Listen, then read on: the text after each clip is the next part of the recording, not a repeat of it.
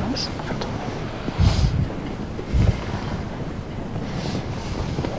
Bueno, empieza tú. Pues buenos días a todos y bienvenidos al foro organizado por SEDISA, la Fundación SEDISA, en colaboración con ANDE, a hablar de la cronicidad y, por supuesto, en colaboración con nuestro anfitrión, que es Ilunion, con quienes tenemos, evidentemente, una sólida colaboración desde hace muchísimo tiempo para contrastar, compartir conocimiento y experiencia acerca de muchísimas cosas. Desde la Sociedad Española de Directivos de Instituciones Sanitarias deseamos dar especialmente también las gracias a Molinque por su patrocinio, por su ayuda para la celebración de esta jornada, en la que vamos a hablar de un tema que evidentemente ya sorprende a pocos e innova relativamente, que es hablar sobre la cronicidad. Yo creo que llevamos muchísimos años discutiendo un tema que ya es una realidad, una amenaza que ya es evidentemente un hecho presente y, por supuesto, que es un hecho capital el que nos debe obligar a realizar y a colaborar entre todos a que esto se lleve a cabo, no solo en cambios de estrategias, no solo en incorporación de conocimientos científico-técnicos, sino en un auténtico giro copernicano y cambio estructural en el sistema sanitario en el que atendemos. A nadie se nos escapa que desde la cultura occidental hemos sido siempre francamente buenos en el abordaje de las patologías agudas, en especial aquellas que han sido mejoradas en lo quirúrgico con técnicas mínimamente invasivas, que han tenido una solución afortunadamente oportuna, pero el progresivo envejecimiento de la población, la condición de fragilidad, la falta de hábitos o la pérdida de hábitos saludables en la promoción del estado de salud de la población, a veces la falta de políticas de prevención primaria y secundaria adecuada de determinadas enfermedades y cambios en los roles y paradigmas de nuestro sistema nos obliga a seguir planteando y evidentemente ejecutar determinadas acciones para lograr una mejor gestión de la cronicidad. Ya no solo por la tan manida sostenibilidad de los sistemas nacionales de salud, sino evidentemente para lograr una mejor atención desde el punto de vista científico a todos los pacientes. Es un reto al cual todos estamos convocados. Cualquier foro en el que se precisen conocimientos acerca de este tema es bienvenido y siempre es un placer compartir conocimiento y experiencias con expertos tan adecuados como los que vamos a tener a lo largo de la jornada de hoy. Muchísimas gracias y yo sin más pues cedo la palabra a don Jesús Sanz, presidente de ANDE. Gracias, Jesús. Gracias. Bueno, buenos días y bienvenidos.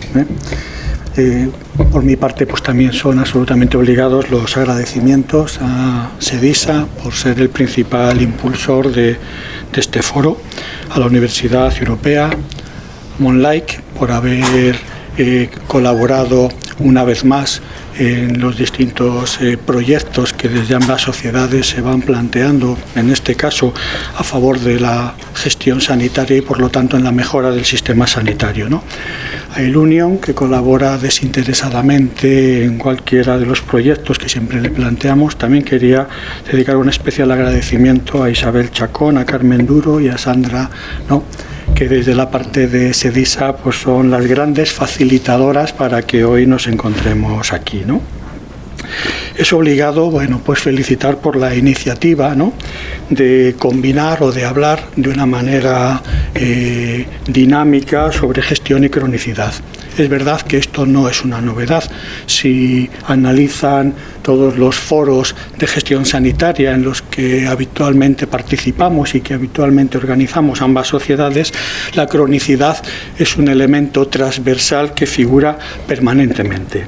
Pero hoy vamos a hablar desde tres perspectivas concretas, hablando de los resultados, de la calidad y de la seguridad de los pacientes. Por lo tanto, en el desarrollo de las ponencias no nos vamos a centrar tanto en lo que debería ser, sino probablemente en lo que está sucediendo, en lo que ya es una realidad relacionado con estos factores, ¿no? En los últimos años se ha escrito y se ha debatido mucho sobre el abordaje de la cronicidad, lo acaba de decir Carlos, ¿no?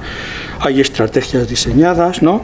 Se han implementado medidas para el abordaje de la cronicidad desde cualquiera de los niveles de la gestión. Y yo creo que ha llegado el momento de preguntarse con qué resultados. Esta mesa que hoy vamos a vivir, pues nos permitirá tener conocimiento de este tema. A pesar de todas estas estrategias, de todos los años en los que se lleva hablando de la cronicidad e implementando distintas decisiones, seguimos hablando pues, de un uso inadecuado de las camas de agudos, seguimos hablando de las estancias evitables, ¿no?, que con un adecuado desarrollo de estas estrategias se implementarían, con el coste asociado que ello lleva, y pues distintos autores vienen a señalar pues que entre el 75 y el 80% del gasto del Sistema Nacional de Salud va vinculado a los costes de la enfermedad crónica. Y esto no para aquí. Algunos autores, como González, hablan que si no se toman las medidas adecuadas, en el 2020 habrá crecido este gasto un 45%, ¿no? Por lo tanto, es absolutamente necesario ver qué medidas se han tomado en las distintas comunidades autónomas, puesto que yo creo que en todas se habla de la cronicidad, en todas se han tomado decisiones, pero la velocidad de crucero, si me permiten la expresión, ¿no?, o el grado de implementación de las mismas no es igual en todas las comunidades autónomas. Esto nos permite, afortunadamente, ver que ha funcionado mejor o que permite desarrollos todavía en algunos ámbitos territoriales, y hoy vamos a tener la oportunidad de poder compartirlo, ¿no? No quiero extenderme mucho más, darle las gracias de nuevo por acompañarnos esta mañana, dar las gracias a los ponentes por dedicar una parte de su tiempo, de su experiencia y de sus conocimientos para compartirlo con todos nosotros, y solo desear pues, que al final de la sesión se hayan cumplido los objetivos con los que se han acercado esta mañana a esta mesa. Y sin más, vamos a dar paso a la primera mesa redonda en la que van a seguir viéndonos. Gracias. Tengo que presentarte. Correcto, presenta.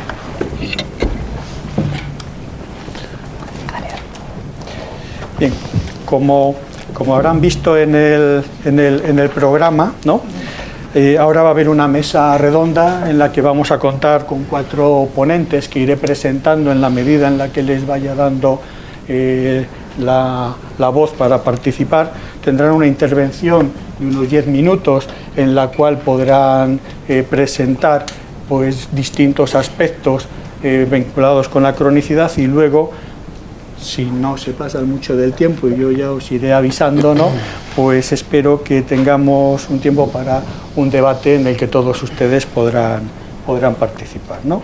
En primer lugar, para hablar del papel del directivo sanitario en la gestión de la cronicidad, pues contamos con la participación de Carlos Moore,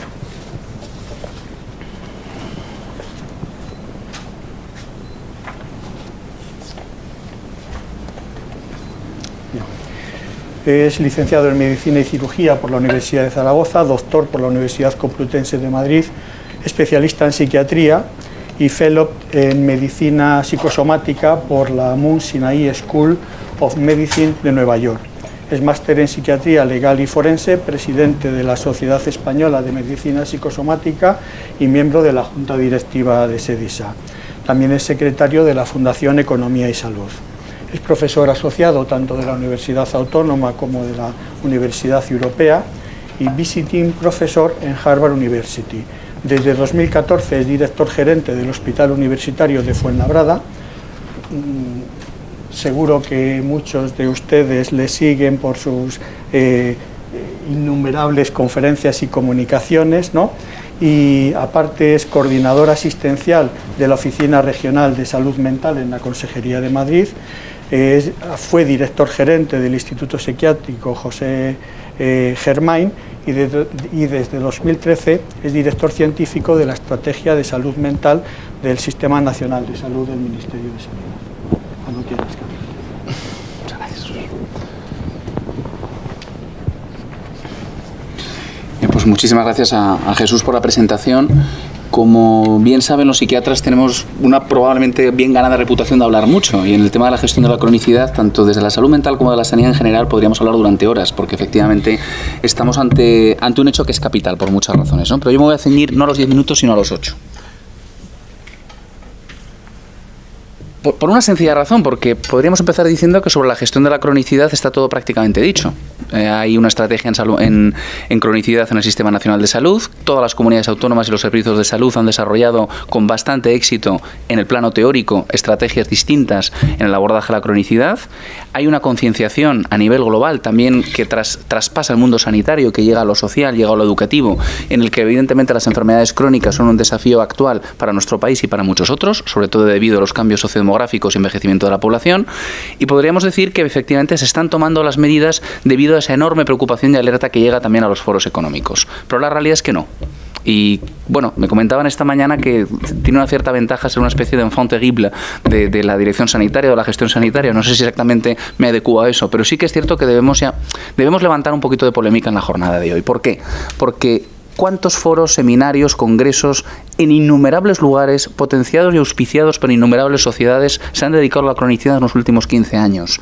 Y cuánto de ese conocimiento, de ese know-how adquirido y desarrollado se ha llevado al terreno para realmente aplicar esos cambios estructurales, ya no solo en el Sistema Nacional de Salud, sino también en el funcionamiento ordinario de nuestros centros hospitalarios, hospitales de día o centros de primaria para lograr esa resolución. Un porcentaje muy pequeño. Y es mejor no hacer un estudio detallado para no avergonzarnos colectivamente de la pasmosa lentitud con la cual estos cambios están llegando al sistema.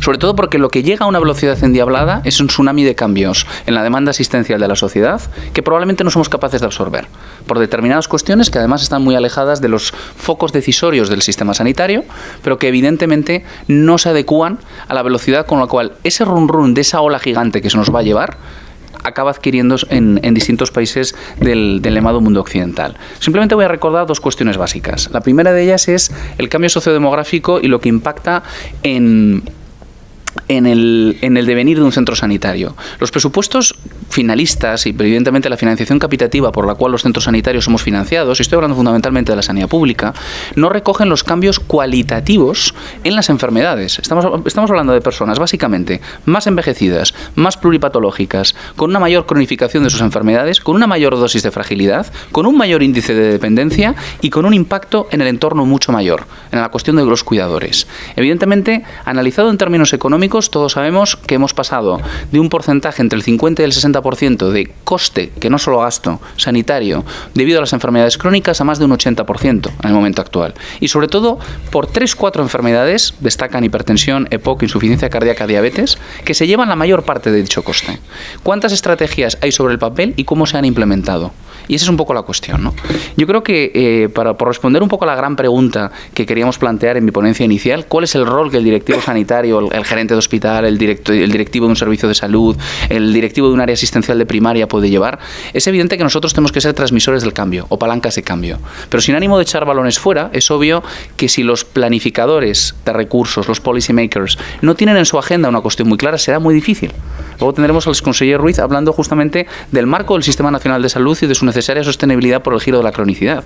Pero es que no hay que olvidar un detalle. Esto va muchísimo más allá del sector sanitario o del sector salud. Precisamente el conseller Ruiz en Cataluña implantó una gran iniciativa que se hablaba de la salud en todas las políticas, en la que evidentemente influye al sector educativo, al sector sociosanitario, lo sanitario, al sector del empleo, y que hay que tener en cuenta que trasciende mucho más allá de lo que los profesionales de la medicina o la enfermería tenemos integrados. Y de hecho, si nosotros tenemos que ser palanca de cambio de algo como directivos, es justamente para ese giro hacia los estadios pre-enfermedad, en lugar de centrarnos en el diagnóstico y en el tratamiento, que actualmente somos razonablemente buenos en su abordaje, pero no así en dos cuestiones básicas que es donde nos jugamos todo: en la prevención de determinadas enfermedades y sobre todo la promoción de hábitos saludables. Otra cuestión muy clara: cualquier estrategia de la cual seamos herramienta de cambio tiene que estar diseñada al menos para 2 décadas. Y para esto necesitamos, obviamente, una transversalidad y un pacto de determinados agentes decisorios que en estos momentos y tristemente no se da. Fundamentalmente porque, en mi humilde opinión, el cambio no ha de venir precisamente por cambios en el diagnóstico y en la terapéutica. Tenemos una tecnología de imagen y unas herramientas terapéuticas, empezando por la farmacología, absolutamente inéditas en los últimos 50 o 60 años. Y esa revolución tecnológica nos está ayudando a solucionar problemas que antes eran inimaginables. Pero no estamos actuando en las fases donde realmente nos estamos jugando la gestión de la cronicidad en el futuro. Y aunque parezca muy aventurado, siempre se hablan de unos unas isocronas de 20, de 30 años a la hora de planificar un servicio sanitario. Probablemente la sostenibilidad nos la juguemos a más, o 40 o 50. Dicho de otra manera, en lugar de preocuparnos dónde ubicamos la mayor parte del presupuesto sanitario para gestionar la cronicidad, tendríamos que pensar a nivel global dónde son realmente importantes los presupuestos. Y yo me atrevo a lanzar un mensaje probablemente, no sé si muy perjudicial para el sistema sanitario, pero creo que beneficioso para la globalidad de la sociedad. Donde realmente hay que invertir es en educación. Es en educación temprana, en edades entre los 3 y los 6 años, que es donde, como todos saben, se conforman las redes neuronales y el pensamiento y el conocimiento del niño o de la niña, y es donde se integran aquellos hábitos saludables que van a prevenir la aparición de condiciones crónicas que últimamente, evidentemente, están impactando mucho. Y estoy hablando de cuestiones muy básicas, desde lo medioambiental como la polución, desde los hábitos nutricionales, el sedentarismo, adicción a nuevas tecnologías y muchas otras cosas. Este es el pastel que tenemos delante. Y creo que tenemos que ser sinceros y asumir hacia dónde vamos si no ponemos un remedio rápido. Y sobre todo hacia dónde vamos, porque me he permitido una pequeña presentación recordatorio que podría haber servido hace un año, hace 2 y hace 3. Y esto creo que es muy penoso, sinceramente. Porque de lo que estamos hablando es de dónde venimos. Insisto, tenemos un marco estratégico y normativo razonablemente adecuado y solo requiere una puesta en marcha. Solo requiere palancas de cambio para llevarlas al terreno. Hemos hecho estrategias y más estrategias. Y al final, de lo que realmente nos planteamos es, y hablo de un poco desde la óptica de directivo sanitario actualmente en la Comunidad de Madrid. La estrategia de crónicos en la Comunidad de Madrid, que evidentemente es una de las más importantes en todo el Estado español, data del año 2014, el 25 de marzo. Se hizo una revisión de la evidencia científica absolutamente exhaustiva. Se recogieron indicadores para monitorizar su implantación. No solo eso, hubo una amplísima participación de profesionales que gestionábamos la cronicidad desde distintos ámbitos. Se recogió el análisis de las expectativas de los pacientes, se analizó la opinión de formadores formados, de pacientes expertos, se analizó desde la perspectiva legal, desde la perspectiva bioética, se trazó, y no con trazo grueso, sino bastante definido, una visión global de hacia dónde iban las actuaciones sanitarias en los próximos años. Y sobre todo, según la evidencia científica existente, se hizo un esfuerzo de estratificación de casi 6,5 millones de personas excepcional. Evidentemente se buscó un liderazgo compartido para la profunda transformación del sistema y requiriendo un cambio en la mentalidad de las gerencias de hospitales y también desde la atención primaria, que es donde realmente debe asentarse la gestión de la cronicidad. Ese cambio efectivo y la implicación de todos llevamos, insisto, desde que se estratificó toda la población, un esfuerzo de 4 años. No quiero ser evidentemente crítico porque además debería comenzar por hacer una sana autocrítica, pero en 4 años se ha llevado al terreno razonablemente poco de lo realizado. Y eso sí que creo que es una cuestión básica. Nos hemos centrado mucho más en la codificación del diagnóstico, en llevar un poco a la gestión del paciente pluripatológico desde la óptica de la post-enfermedad, cuando ya realmente es complicado gestionar esa cronicidad, o al menos de una perspectiva económicamente sostenible, que desde el análisis de la estratificación y prevención de riesgos.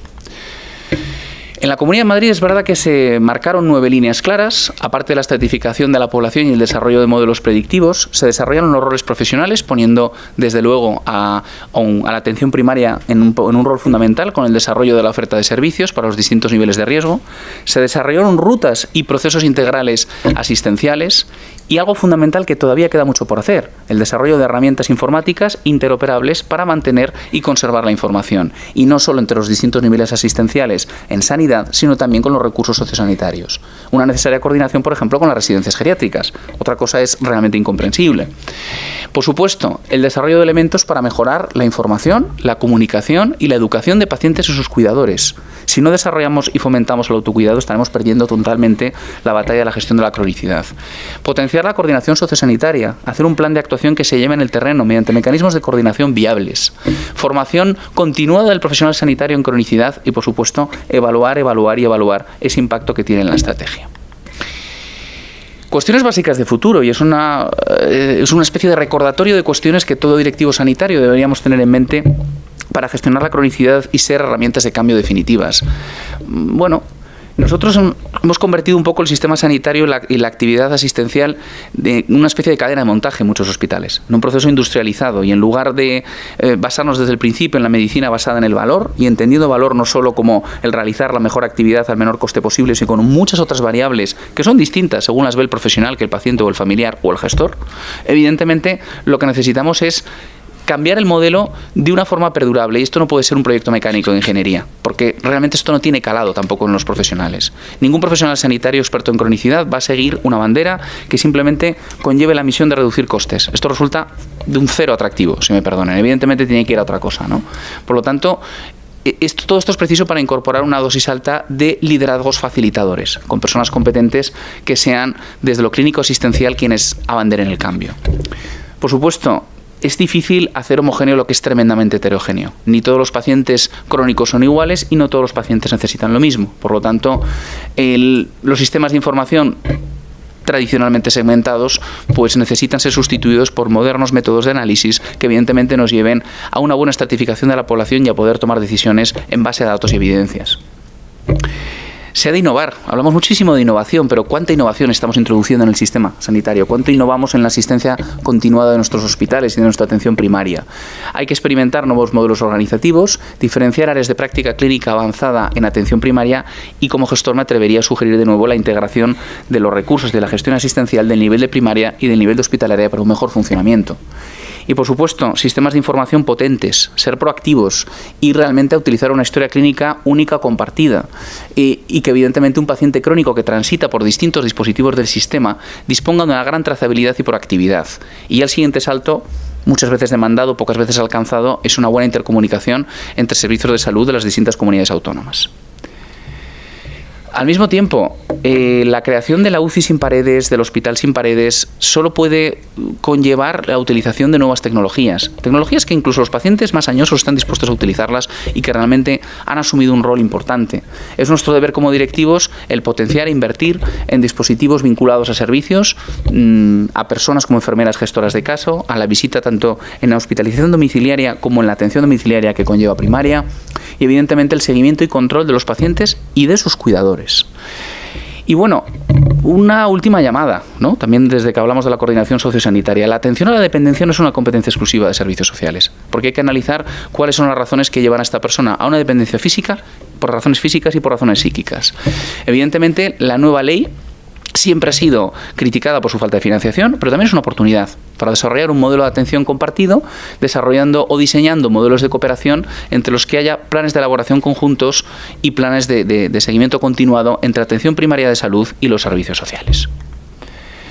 En definitiva, estamos ante un reto mayúsculo y a nivel micro y a nivel meso siempre nos quejamos de que poco podemos hacer si no se nos ayuda desde arriba y no hay planificaciones estratégicas. Pero claro que en nuestro día a día podemos ir poco a poco colaborando a cambiar determinadas estructuras y procesos internos. Y desde luego, insisto, cuanto antes lo hagamos mejor, porque la realidad es la que es y nos viene a una velocidad de vértigo.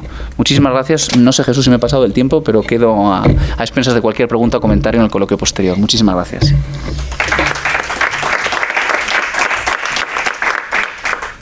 Muchas gracias, Carlos. Has dejado sobre la mesa, sin duda, muchos interrogantes que permitirán en el debate posterior profundizar en ellos. A continuación va a intervenir Javier Soldevilla Ágreda.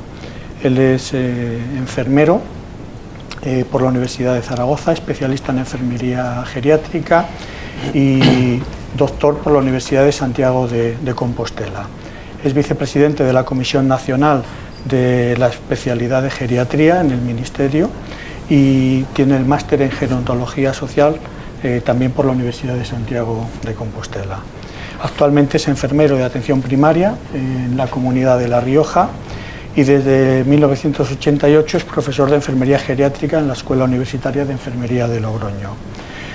Es profesor en diversos cursos de posgrado y másteres en varias universidades. Hay que resaltar especialmente que es miembro fundador del European Pressure Ulcer Advisory Panel y pertenece al Council del European Wound Management Association. Ambas son asociaciones científicas de reconocido prestigio en el ámbito de las heridas en Europa. Es fundador y presidente durante 16 años de la Sociedad Española de Enfermería Geriátrica y Gerontológica. Y lo más destacable, director del Grupo Nacional para el Estudio y Asesoramiento en Úlceras por Presión y Heridas Crónicas, conocido por muchos de nosotros con el acrónimo de GENEAUP, ¿no? también es vicepresidente de la Sociedad Ibero-Latinoamericana sobre úlceras y heridas y presidente del patronato rector de la Fundación Sergio Juan Jordán para la investigación y el estudio de las heridas crónicas. Y es fundador y director desde su origen hasta la actualidad de la revista científica Gerocomos. Con toda esta trayectoria y experiencia, pues parece obvio que nos va a hablar de la cronicidad a la dependencia, las úlceras por presión, un evitable y grave problema de seguridad. Cuando quieras. Bueno, muchas gracias. Gracias, en primer lugar, con una larga letanía como hemos perdido unos cuantos minutos. Realmente sí que soy un enfermero de la vejez, así me gustaba preconizarme y me sigo gustando presentar. Como es obvio, no quería dejar de agradecer a SEDISA la invitación, una invitación a alguien que no gestiona más que una sociedad de 6.000 y pico y malamente mi casa, con lo cual no sé lo que les voy a poder aportar. Y gracias también a Monlique por haber hecho posible que hoy este enfermero de la vejez pues pueda también compartir este rato con ustedes. Ni voy a tener la fluidez seguramente ni la velocidad en el discurso que tiene el doctor Moore, que realmente impresiona y eclipsa a los que seguimos su estela, pero yo tenía una obligación que me había impuesto a mí mismo, era salirme quizá por ese contexto donde he nacido y he crecido, de la atención hospitalaria a la atención comunitaria, ahora en un medio rural muy pequeñito, y donde sobre todo y siempre he estado cuidando de personas de edad, desde todas las orientaciones, cómo ver que esa cronicidad que sí que rellena literatura, llena años, que llevamos con estrategias en todas las comunidades, en todos los estados, pero cómo quizá nos falta dar algún sentido, y me voy a centrar en ese último punto que él con mucho acierto acercaba. No, la dependencia no está tan alejada, no es sino un continuum que estamos viendo y que además debemos de sufrir, no solamente los servicios sociales, el sistema social, sino indudablemente también obliga una reforma, yo creo que absoluta, y espero que el coloquio nos lo permita, aproximar también de los servicios sanitarios. Los enfermos crónicos, no sé si coincidirán conmigo, no están en el radar del sistema de salud. ¿Qué decirles de los enfermos dependientes? ¿Qué decir de los pacientes con esa etiqueta, no sé si en la espalda o en el torso? El imparable envejecimiento, como no puede ser de otra manera, va a suponer que tengamos que activar en todos los sistemas. Yo no voy a discriminar el sanitario del social porque creo que están sumamente emparejados y necesitados. Ese envejecimiento, especialmente envejecimiento del envejecimiento, conlleva en su carta de visita, en su tarjeta de visita, enfermedades degenerativas, indudablemente cronicidad, ese aumento, no sé si sostenible y hasta cuándo, de los ingresos hospitalarios, de las consultas, pero sobre todo y especialmente una palabra que define muy bien: la dependencia. La dependencia es necesitar de otros o de otro para hacer algo, desde lo básico a lo más sofisticado. En el sentido de que ese sistema que hoy, y este foro que está centrado en la cronicidad, yo lo voy a simplificar mucho. Creo que elementos, procesos clásicos de enfermedad crónica, como puede ser la patología articular, me gustaría que lo encadenaran en esta cascada de desastre con la discapacidad para el movimiento o con la inmovilidad. Yo creo que no es algo tan alejado, más bien diría es bastante común. Como también la diabetes, quizá la cuarta estrella del firmamento de las enfermedades crónicas, creciente, que puede degenerar, que puede traducirse finalmente en una complicación severa, bien conocida por muchos de nosotros, ese pie diabético, una disfunción, una discapacidad en el movimiento e inmovilidad. Y ahora les voy a pedir, acercando a mi terreno y a la invitación que me habían cursado, cómo esa discapacidad traducida en inmovilidad, ese distinto origen, va a poder presentar y dar vida a lesiones relacionadas con la dependencia, en este caso heridas o lesiones relacionadas con la dependencia, que me va a gustar significar, ahí sé que es difícil incluso su visualización, trascender de algún proceso tradicional, clásico, como son las úlceras por presión, pero digamos en este momento con una arquitectura y con una visión, con un marco conceptual totalmente distinto. Vamos a incorporar y a discriminar algunas lesiones que tradicionalmente se han querido emparejar con la etiología presión cuando realmente eran otros procesos. Pero esto pensarán, ¿qué hace aquí? Pues hace impresionarles y espero un poco interrumpirles su almuerzo. almuerzo, ese almuerzo que todos a estas horas estamos empezando ya a digerir, para decirles en voz alta y en representación de los que están sufriendo que ¿qué está pasando? Un impacto en una sociedad ignorante, ante un problema tan frecuente, tan históricamente permanente como puede ser este, tan insignificante y tan invisibilizado, pero ¿qué hacemos también los gestores y qué hacemos los profesionales realmente ante un problema menor que voy a tratar de reconducirles? Un problema que convive con nosotros, que nace de esa cronicidad. No les quepa duda, no es preceptivo y exclusivo de personas mayores, indudablemente, pero vamos a ver cómo el gran núcleo está ahí. Y sobre todo, voy a tratar de darle el soporte que se requiere, con 3 puntitos, con 4, con 5, para que vean que realmente lo que tenemos entre manos, antes de llegar a algo que voy a anticiparles, es un proceso, un efecto adverso, es un pecado que sabemos cómo prevenir. Es uno de esos problemas que con mucho énfasis y que rara vez en ciencias de la salud lo hacemos con tanta energía, estamos en condiciones de prevenir casi en su totalidad. Y ahora les voy a invitar a que sencillamente revisemos en nuestros esquemas organizativos el por qué somos cómplices de que esto sea así. Y lo voy a hacer de la mejor de las maneras. Todos los días se despiertan en nuestro país al menos 100.000 personas con un problemilla insignificante, secundario, solo responsabilidad de unos pocos, sumergido. No es justo, no estamos hablando de una enfermedad rara. Estamos hablando de algo que va capitaneado de ese proceso de dependencia, mayoritariamente no temporal, sino permanente, que acusa con el dedo. También les puedo dar como ingrediente para llamar su atención el coste de esta intervención inexistente a la vista de los raquíticos informes y de las pocas páginas que ocupan los medios de comunicación cada vez que tienen que hablar de cosas importantes en términos de salud o en términos sociosanitarios. Yo les voy a decir, el doctor Posnet, cuando tuvimos oportunidad con nuestro primer estudio nacional de prevalencia, llegó a aproximar que de toda esa bolsa, que hoy seguramente en el coloquio va a salir numerosas veces, porque es su responsabilidad también la mía como ciudadano y como enfermero generalista, el decirles que una cosa tan insignificante puede estar robando, retirando del gasto sanitario total hasta un 5% o más de ese gasto sanitario total. Insisto, algo que pocas veces seguramente en sus entornos y en sus foros ha aflorado. Hoy tenemos oportunidad de poder llegar a discriminar, o si quieren ustedes unas aproximaciones un poquito más cercanas, más domésticas y también con claras sesgos, con claras estimaciones a la baja. Estamos hablando de procesos que, siendo prevenibles en casi su totalidad, van a costar a las arcas cantidades ingentes que podríamos destinar indudablemente a otros entornos y sobre todo velar por algo que vamos a perder. ¿Qué más se pierde aparte de esos euros, esos millones de euros? Y pues se pierde fundamentalmente la fe en el sistema. El pleno siglo XXI, los ciudadanos hoy mueren con y por úlceras por presión, cuando, insisto, la comunidad científica, todos nosotros defendemos que con un programa global estaríamos en condiciones de prevenir más allá del 95% de todas estas circunstancias. Pero no es algo casual, ni es algo pequeño, ni es algo extraordinariamente insensible. La gente muere y la gente pierde calidad de vida por algo que se puede prevenir.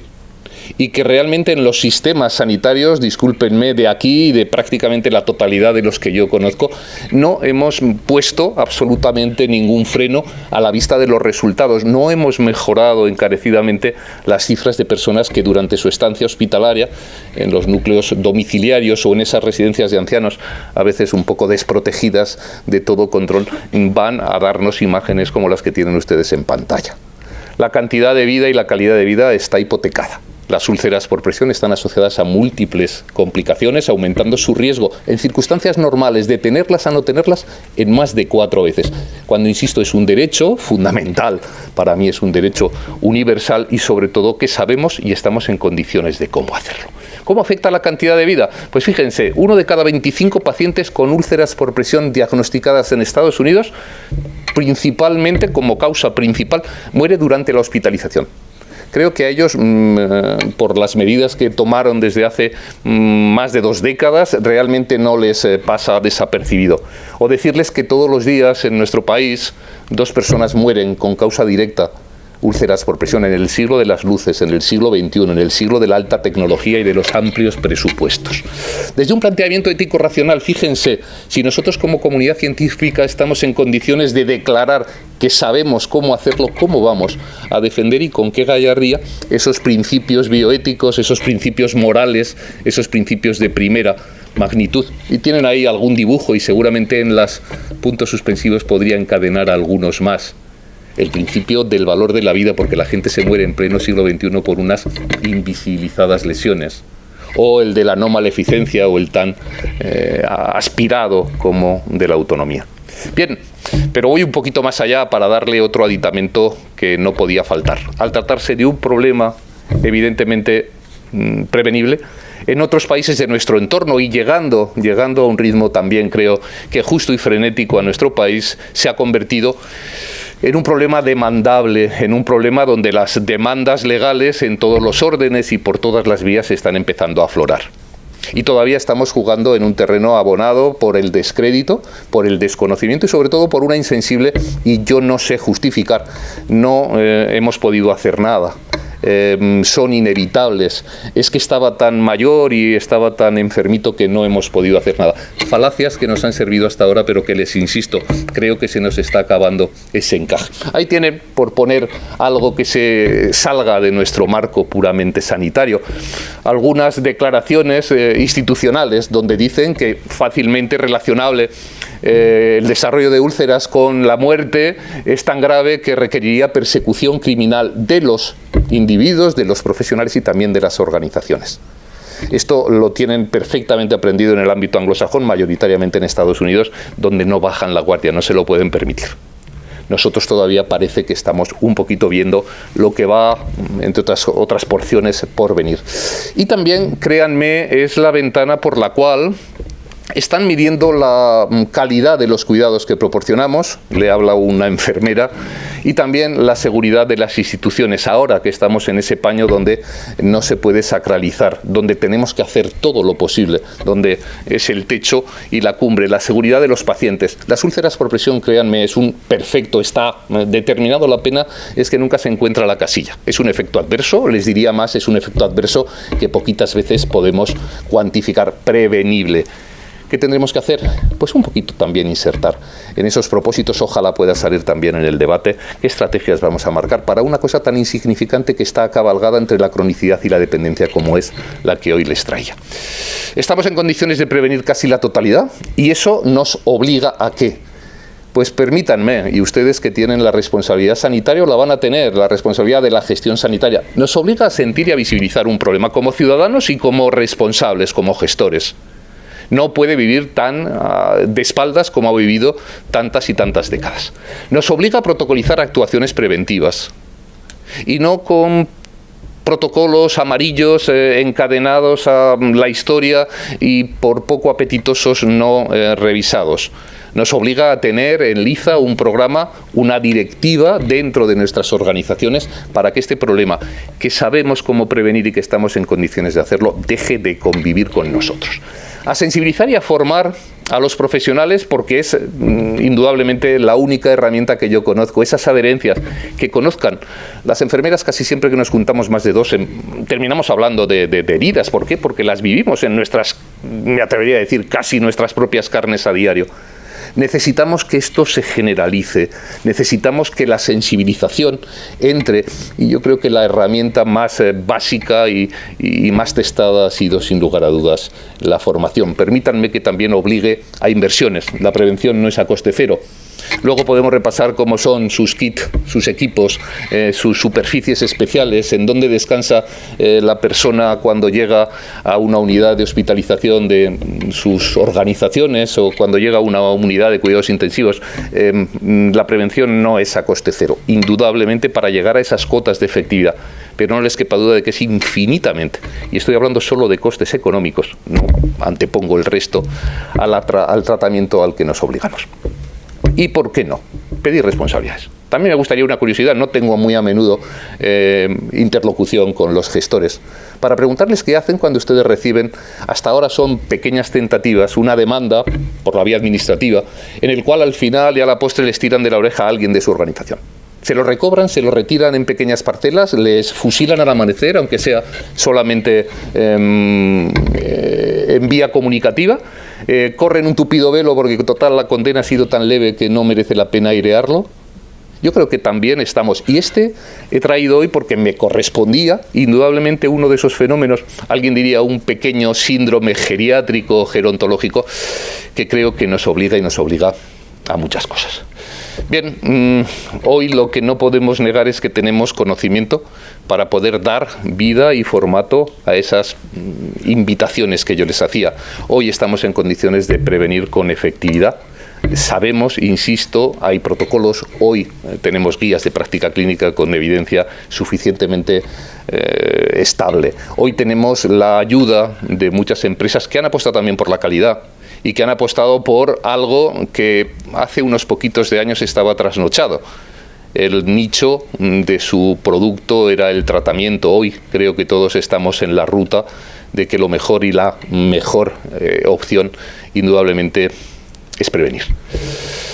Y esta cita que me acompaña muchas veces y me sirve para muchos foros y que me van a permitir. No sé si es su caso, seguramente innecesario, tendrían toda esta información de primera mano antes de que yo aterrizara, pero Carlson nos recordaba: un individuo sin información no puede asumir responsabilidades. Un individuo que recibió información no puede dejar de asumir responsabilidades. Con lo cual, y con eso, ayúdenme, ayúdennos, ayuden a todos esos pacientes y entre todos, en esta estructura y en este foro que les parecerá un poco paradójico y un poco metido con calzador, basta ya, es un problema que sabemos y estamos en condiciones de prevenir. Muchas gracias.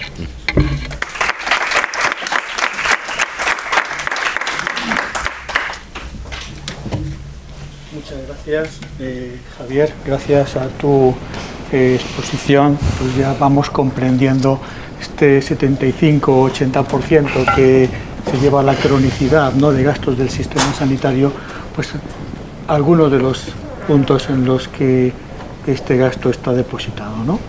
Luego hablaremos de ello.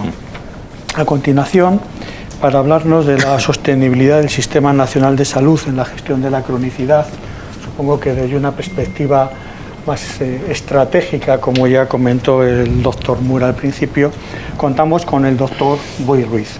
Es médico, doctor por la Universidad de Barcelona y diplomado en gestión hospitalaria por la Escuela de Alta Dirección y Administración de Barcelona.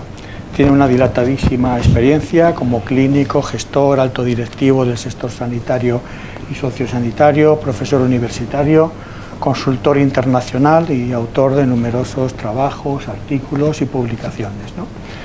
Destacar que ha desempeñado durante 16 años la máxima responsabilidad ejecutiva e institucional en la Unió Catalana de Hospitales, fue promotor de la Organización Española de Hospitales y Servicios de Salud, sin una carrera política previa, que es algo que siempre reseña. Fue nombrado conseller de Salud del Govern de la Generalitat de Cataluña en diciembre del 2010 y, bueno, con un objetivo que era la sostenibilidad del sistema, o dicho de otra manera, cómo evitar la caída de la sanidad pública catalana, cargo en el que estuvo hasta el 2016, ¿no? Actualmente es profesor de la Universidad Internacional de Cataluña, donde dirige la Cátedra de Gestión Sanitaria y Políticas de Salud y el Instituto Universitario de Pacientes. También es profesor invitado pues, de otras universidades, como la Universidad Europea de Madrid, la Pontificia de Salamanca, la Universidad de Barcelona, ¿no?, y la Universidad Oberta de Cataluña.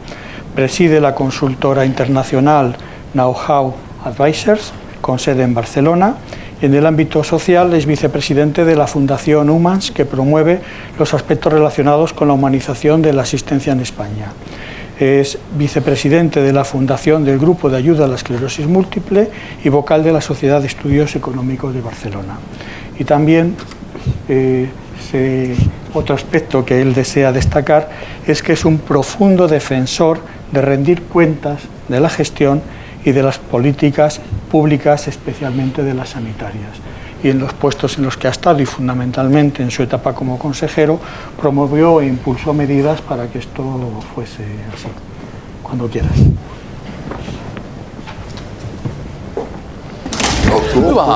¿Estás bien? Casi. Casi. Para dejarse un tobillo. Ostras.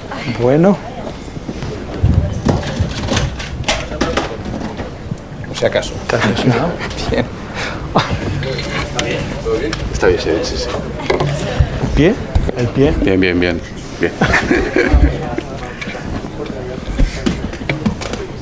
Soy traumatólogo, en todo caso haría autocura. Bien, muchas gracias, Jesús, por tu presentación y muchas gracias a SEDISA, a ANDE y a la Universidad Europea por una vez más darme la oportunidad de decir alguna cosa que pueda ser de interés. Yo quiero añadir a este currículum que has explicado una condición que para mí es la principal en estos momentos. Yo, si emulara a Adolfo Suárez, diría que me presento ante ustedes plenamente consciente de que soy un paciente crónico pluripatológico. Yo tengo 4 enfermedades crónicas y soy un alto consumidor de recursos del sistema desde hace unos años. Por lo tanto, me da una percepción de lo que estamos hablando, ya no solo desde la azotea, sino desde la propia realidad y de la propia vivencia. Y desde esa vivencia voy a hablar un poco, y eso va a sesgar alguna que otras de mis intervenciones que tendrían que ser mucho más, digamos, académicas, por decirlo así, ¿no? Decíamos, y se decía muy bien al principio, que estamos en la cronicidad en una patología muy propia del sector sanitario y de la política en general, que se llama la parálisis por el análisis. Llevamos no sé cuánto tiempo hablando de la cronicidad y analizando la cronicidad y diciendo qué hay que hacer, y es un bucle. Y la parálisis por el análisis, sabéis que en el sector salud es uno de los elementos más condicionantes del progreso. Y explicaremos el porqué un poco de la parálisis por el análisis. Todos somos conscientes, absolutamente conscientes, de que el sistema ha vivido 2 crisis simultáneas. Entendiendo crisis no como algo malo. La crisis es un cambio brusco de una condición que puede ser para bien o para mal. Si hablamos de un paciente, una crisis asmática es dejar de respirar bien y respirar mal. Una cura por crisis de una neumonía es que de un día para el otro se te soluciona la neumonía. Por lo tanto, crisis es un cambio brusco en un sentido o en otro. Y conviven en nuestro Sistema Nacional de Salud 2 crisis, la crisis económica y financiera del sistema, al tiempo que la crisis del modelo para dar respuesta a un nuevo fenómeno, que es que el propio éxito del modelo nos ponía en una demanda increscendo. ¿Por qué? Porque, no nos engañemos, curamos muy pocas cosas. No curamos más cosas de las que curamos hace 20 años. Lo que sí que alargamos mucho más la vida y frenamos mucho más la letalidad de muchas enfermedades, pero no las curamos. Y por lo tanto nos hace un permanente consumidor al vivir muchos más años de esas enfermedades. Como vivimos más años, vamos añadiendo otras, como en mi caso. Y por lo tanto, esa es la realidad. Y por lo tanto, hablar de la cronicidad como un fenómeno que se aparece en el sistema sanitario, no. Es la respuesta mayoritaria que un sistema nacional de salud tiene que dar. Porque esa es la realidad. Yo, abundando, voy más allá. Digo, en el fondo no hay nadie sano. Todo el mundo está insuficientemente diagnosticado. Por lo tanto, solo trata de ir a diagnosticarse. Porque el principio aquel de Claude Bernard, que decía que la santé es el silencio de los órganos, eso de que la salud era el silencio de nuestros órganos, ahora, cuidado, no necesariamente. Dicho eso, llegamos a una concepción nueva de la epidemiología que no somos capaces de abordar, que es lo que yo llamo la epidemiología de la complejidad. Antes la epidemiología era sencilla, grupos de enfermedades, prevalencia de las enfermedades, población afectada. Ahora, ¿cómo hacemos epidemiología de la complejidad? Tenemos instrumentos, las estratificaciones Kaiser-Permanent, etcétera, etcétera. Pero nos enfrentamos, el Sistema Nacional de Salud se enfrenta a gestionar la demanda de los ciudadanos de ese país en pleno ejercicio de su derecho a la atención universal, equitativa y gratuita, a gestionar una epidemiología de la complejidad. ¿Tenemos los instrumentos para hacerlos? Ahora veremos si los tenemos o no. No me extenderé en que la respuesta que hoy tenemos sigue siendo estructuralmente reactiva, individual, presencial, poco planificada, con una visión de predominio personal de la enfermedad, con servicios fragmentados, ¿Por qué se aguanta esto? ¿Por qué se sostiene todo esto? Porque ha habido una potente reacción bottom-up, desde abajo, desde la micro, buscando soluciones a aquellos que realmente viven el problema. Los que viven el problema tratan de buscar soluciones. Desde las administraciones, no, muy pocas soluciones hemos aportado. Nos limitamos a decir, hagan el favor de coordinarse. Oiga, ¿y ustedes arriba se coordinan? ¿O siguen haciendo el presupuesto como en la época del INSALUD? Porque seguimos haciendo el presupuesto como en la época del INSALUD. ¿El presupuesto tiene que atender a unas necesidades o tiene que atender a unas estructuras? Y sigue atendiendo a unas estructuras, no a unas necesidades. A las estructuras que eran necesarias en los años 80 para dar respuesta a una demanda que ya no es esta. Podemos seguir teniendo un presupuesto estructurado en atención especializada, atención primaria, farmacia, entendiendo aún la farmacia en el presupuesto como un gasto, no como una prestación. Parece complicado de entender, pero es así. Entonces las tensiones que sufre el sistema se intentan paliar desde ese bottom-up, de esos proyectos de muchas comunidades autónomas de atención a la cronicidad que no salen de las administraciones, no nos engañemos, salen de los profesionales que viendo el problema entienden que la respuesta no puede ser la respuesta de hoy. Pero claro, solucionar las cosas en el futuro, más allá del análisis, requiere políticas. Políticas de aquellos que tienen que tomar las decisiones, aquellos que los ciudadanos dicen, tienen ustedes que tomar decisiones. Yo creo que pocos políticos se despiertan pensando en la agenda de cronicidad, tú decías en el otro problema, pero pocos se despiertan por la mañana pensando que el país tiene un problema enorme de cómo dar respuesta a una demanda sanitaria diferente con los medios que estamos utilizando en estos momentos, muy pocos. A partir de aquí, esa concienciación de que hay que hacer las cosas de otra manera requeriría dos cosas, o requiere dos cosas. Cambiar la organización del sistema y la atención.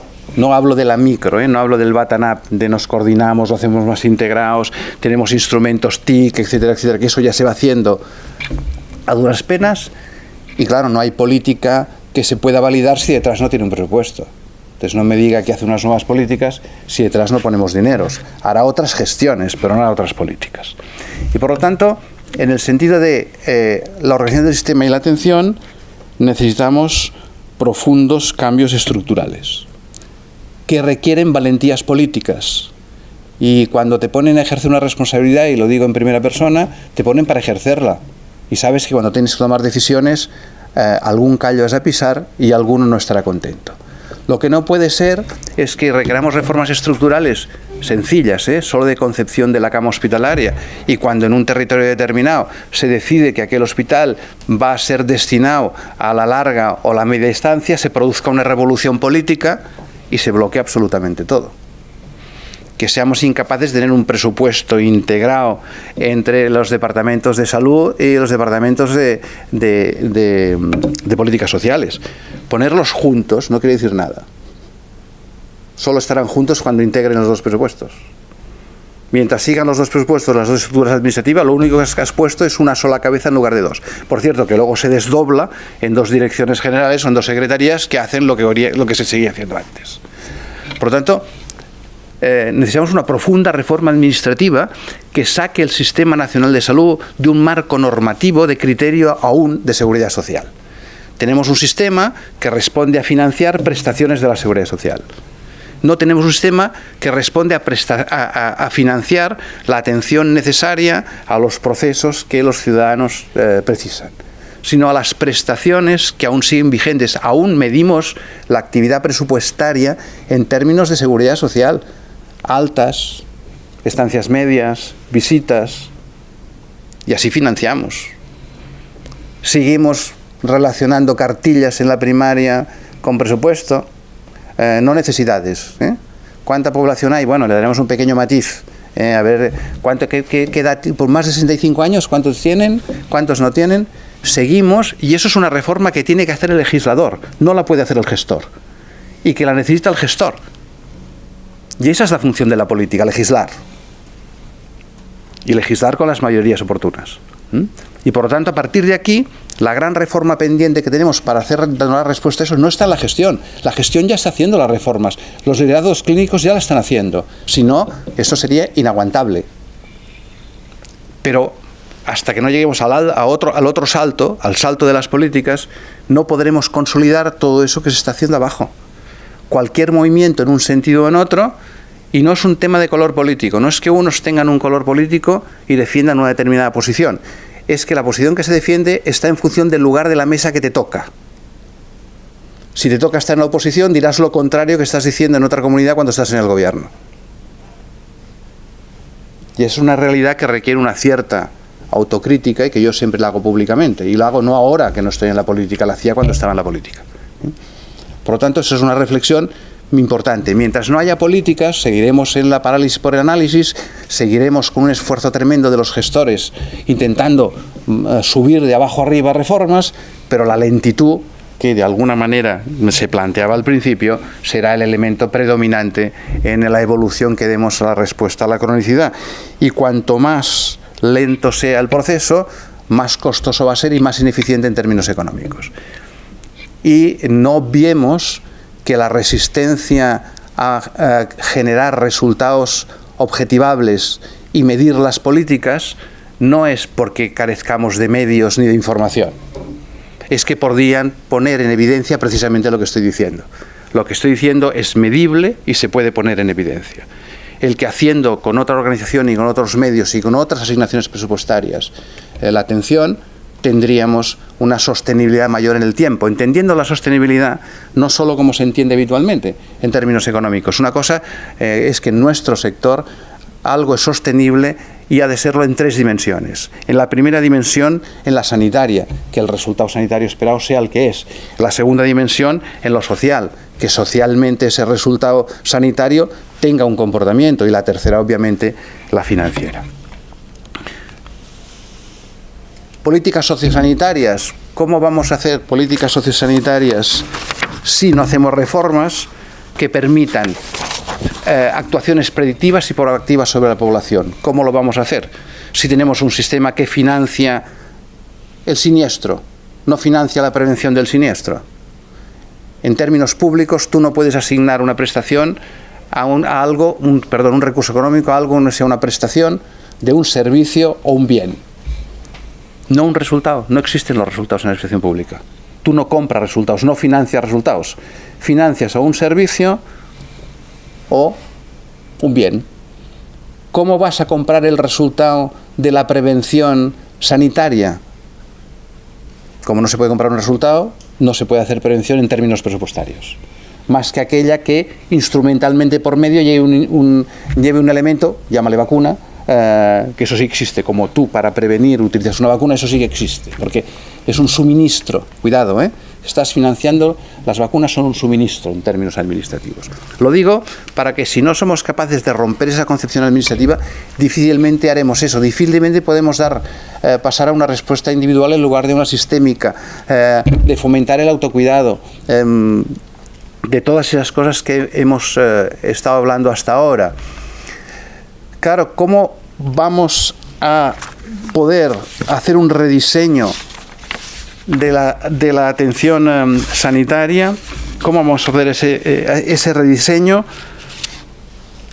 para que se pueda hacer una atención reactiva y proactiva? Por ejemplo, la planificación de las altas hospitalarias es una cosa que es otro bottom-up. Es decir, cómo planificamos el alta de un paciente que presumiblemente tendrá unas necesidades sociales posteriores, una atención continuada, etcétera, etcétera. ¿Cómo vamos a hacer una atención interdisciplinaria y multiprofesional si la asignación de los presupuestos la hacemos en sentido absolutamente contrario? Absolutamente contrario. ¿Cómo vamos a utilizar la atención no presencial si no existe, económicamente hablando, ni presupuestariamente hablando? Me acuerdo una visita que hicimos con el presidente al Hospital Sant Joan de Déu d'Esplugues en Barcelona, con una enorme queja del gerente, porque primero nos dice: estamos contentísimos porque no os podéis imaginar el bajón que ha pegado las primeras visitas y sobre todo las de seguimiento de los niños diabéticos. Pero tenemos un problema.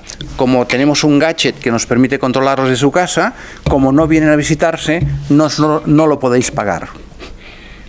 Porque eso no existe, administrativamente hablando. Existe la visita. Si no hay visita, no ha habido asistencia sanitaria. Por lo tanto, ¿cómo vamos a promover las TICs y su implementación en la atención sanitaria y, por lo tanto, la atención no presencial, si la atención presencial administrativamente no existe? Entonces, claro, si alguien se atreve a decir eso, alguno te dice, claro, tú estás defendiendo los intereses de las multinacionales, las tecnológicas, porque se me ha dicho, no lo digo porque bueno, miren, vamos a serenarnos todos, ¿no? Todo eso lo digo para resaltar la importancia que tiene que el poder legislativo y las políticas tomen las decisiones que tienen que tomar para que todo eso que desde el bottom-up estamos diciendo que es imprescindible y que la inercia nos lleva a eso, tenga una velocidad de crucero que sea admisible en términos de equidad para los ciudadanos y en términos de derecho. Y ya no digo servicios integrados, que no es lo mismo que estructuras y organizaciones fusionadas. Confundimos integrar servicios con fusionarlos, ¿no? El network existe en muchos otros sectores. No hace falta fusionar cosas para poder trabajar integradamente. Y además, ¿cómo vamos a obtener un mayor peso de la C de la TIC? La comunicación es un elemento imprescindible en lo que estamos hablando. Por lo tanto, todo eso requiere unas reformas que vuelvo a otra de las parálisis por el análisis. ¿Cuántos intentos de pacto político en sanidad se han hecho? Desde el Abril Martorell hasta ahora. Todo el mundo habla del pacto nacional sanitario para decir vamos a sacar de la política como se sacó las pensiones del debate político.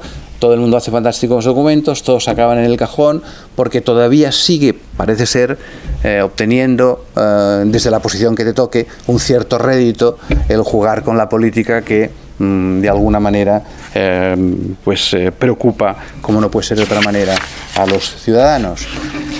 La financiación, volvemos a lo mismo. La financiación tiene que ser acorde con las necesidades y las disponibilidades.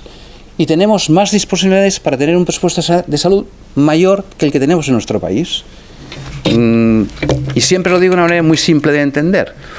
Si nosotros destinamos un punto menos aproximadamente del PIB de la media europea en gasto público sanitario, y la base es 100, quiere decir que en otras políticas estamos gastando más. No es que no haya dinero. Si nosotros gastamos, otra cosa es que la base 100 media europea sea más alta, pero nuestra base 100, si gastamos 6 en salud, es un decir, ¿en qué otras políticas respecto a Europa gastamos más? Porque en otras gastaremos más, porque la suma será 100. Y esa pregunta hay que hacérsela. Y el ciudadano tendrá que saber en qué otras políticas nos gastamos más dinero y estamos de acuerdo en ello y sacrificamos estarnos 2 años para ponernos una prótesis. Y eso, que se llama transparencia y rendición de cuentas, no existe. Y ahí mi obsesión. Rinda usted cuenta de las políticas para que el ciudadano sepa que aquel punto que en sanidad de la base 100 gastamos de menos, nos lo estamos gastando en Afganistán. No lo sé. Oye, me tienen que convencer de que estar en Afganistán es importante para nuestro país y que cuesta mucho dinero. Cuando me lo expliquen, pues entonces aceptaré, pues mire, mejor estamos en Afganistán y dejamos y nos esperamos 2 años para la prótesis. Antes de hablar de la distancia con Europa, hablemos de en qué nos gastamos las políticas y rindamos cuentas. Y rendir cuentas en este país sigue siendo rendir cuentas administrativas, y con esto acabo, de si el proceso se ha hecho adecuadamente, si no ha desviado el presupuesto, no de los resultados. Yo en el Parlamento de Cataluña, cuando hablaba de rendir cuentas, ponía un ejemplo muy sencillo de Cataluña. En Cataluña se construyó un aeropuerto en Lleida, un aeropuerto fantástico, y la rendición de cuentas fue salir sacando pecho, no por cierto el consejero de turno, sino el responsable de la sindicatura de cuentas, el tribunal de cuentas de allí, diciendo no, impecable el aeropuerto, se ha cumplido en los tiempos de obra, no se ha pasado del coste, nadie ha metido la mano en la caja, fantástico. Pero la pregunta mía era, ¿y bajan aviones? Porque el resultado es ese, hacemos un aeropuerto para que aterricen aviones y despeguen aviones. No para construirlo muy bien y cumplir fantásticamente con todo el procedimiento. Es aquello del cirujano, la intervención ha sido un éxito, pero el enfermo... Eso en muchas actuaciones públicas es permanente. el enfermo, la intervención y el proceso y la inversión ha sido un éxito, pero, y hablo de esa rendición de cuentas. Porque cuando rendimos cuentas del Sistema Nacional de Salud, rendimos cuentas de carácter estructural y presupuestario, y si no, que le pregunten al gerente de un hospital cómo tiene que rendir cuentas y qué le miden y qué le pide el interventor. A mí no me invente historias si tiene muchas úlceras o pocas úlceras. Eso me parece muy bien y es su problema, ¿no? Por lo tanto, creo que desde el punto de vista de la cronicidad y la sostenibilidad del sistema, si no adoptamos las reformas que solo puede adoptar la política, difícilmente haremos sostenible y le daremos una velocidad de crucero enormemente lenta a un proceso que clama. Muchas gracias.